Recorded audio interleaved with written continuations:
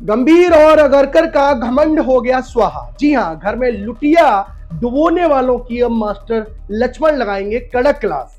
क्या team India को अपनी जागीर समझने वाले हेड कोच गौतम गंभीर और चीफ सेलेक्टर अजीत अगरकर की जो तानाशाही थी वो अब खत्म होने वाली है? अपनी ही सरजमीन पर टेस्ट मैचों की लगातार हार से देश की नाक कटवाने के बाद अब इन दोनों की ही हिकड़ी निकलने वाली है। बीसीसीआई ने आखिरकार इनकी मनमानी पर ब्रेक लगाने के लिए एक ऐसे महागुरु को मैदान में उतारने का फैसला किया जो इन दोनों का कान पकड़कर इन्हें कायदे से चलना सिखाएगा। नमस्कार, मैं हूं ललित और आप देख रहे हैं खेल चौक। क्रिकेट गलियारों में चर्चा है कि कोच और सेलेक्टर्स की इस जोड़ी ने भारतीय क्रिकेट का बंटाधार करके रख दिया।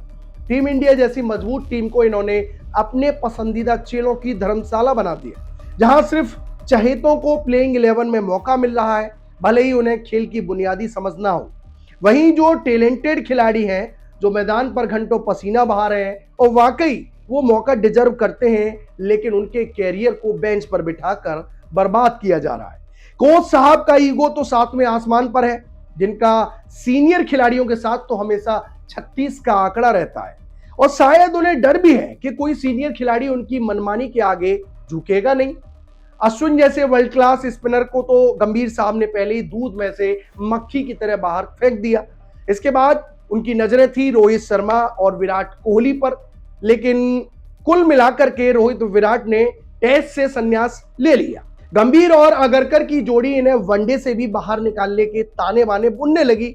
वे इन दिग्गजों को ड्रॉप करने का पूरा मन बना चुके थे, लेकिन चाह कर भी ऐसा नहीं कर पाए, क्योंकि इन दोनों खिलाड़ियों का कद इन दोनों की सोच से कहीं ज्यादा बड़ा है। जी हां, अब इनकी इसी तानाशाही और फ्लॉप रणनीतियों पर लगाम लगाने के लिए दिग्गज वीवीएस लक्ष्मण की एंट्री हो चुकी है। एक रिपोर्ट्स के मुताबिक लक्ष्मण को बीसीसीआई का डायरेक्टर ऑफ क्रिकेट बनाया जा रहा है।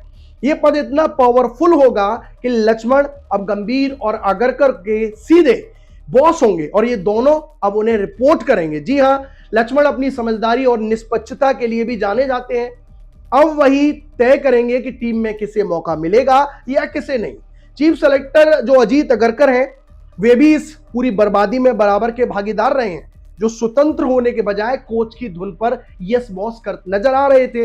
इस मनमानी का भी सबसे शर्मनाक नतीजा रेड बॉल क्रिकेट में दिखा, जहां उन्होंने घर में ही लगातार टेस्ट मैच हारकर टीम की लुटिया डुबो दी। इसके बाद अगर देखा जाए, आयरलैंड का जो दौरा था वहां पहली बार T20 हारना, फिर इंग्लैंड का दौरा आया, वहां भी T20 और ओडीआई सीरीज में घुटने टेकना। महान रणनीतियों का नतीजा था कि बीसीसीआई अब इस तमाशे को और बर्दाश्त करने के मूड में नहीं है।